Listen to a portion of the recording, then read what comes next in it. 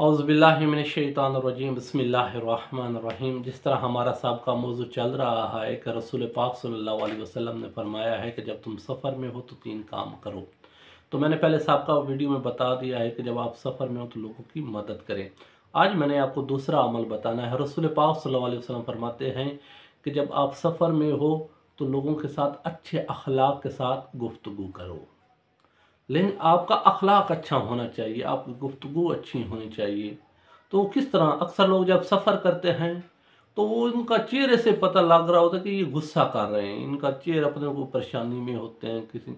जब आप सफ़र कर रहे हो तो लोग आपको अखलाक की वजह से खुश बैठें, ये ना हो कि आपसे कोई बात करे तो आप गुस्सा कर जाएं।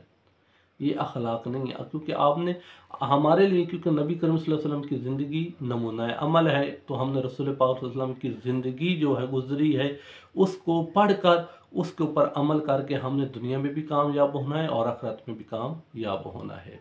तो अब हमें क्या करना है इसके बारे में। जब हम सफ़र में हो तो हम कनेक्टर जो होता है, जो हमसे पैसे यानी टिकट लेने आता है, अक्सर लोग उसके साथ झगड़ रहे होते हैं कि आया ये अच्छा अमल है, ये अच्छा अमल नहीं है, वो मजदूरी कर रहा है, उसका क्या कसूर है। आप अच्छे अखलाक के साथ, अच्छी गुफ्तगू के साथ, अगर वो आपसे किराया ज़्यादा भी ले रहा है तो आप अच्छे अखलाक से बात करें, अच्छी गुफ्तगू करें, ऐसा बात से करें ताकि उसको भी पसंद हो। अगर वो ज़्यादती कर रहा हो तो उसको ज़रूर शर्मिंदगी होगी, उसे एहसास होगा कि इसने मेरे साथ किस तरह गुफ्तगू की है। अगर कोई बंदा आपके साथ ज़्यादती कर रहा है सफ़र में भी, तो आप फिर भी उसके साथ नेकी करें, अच्छे अखलाक से बात करें।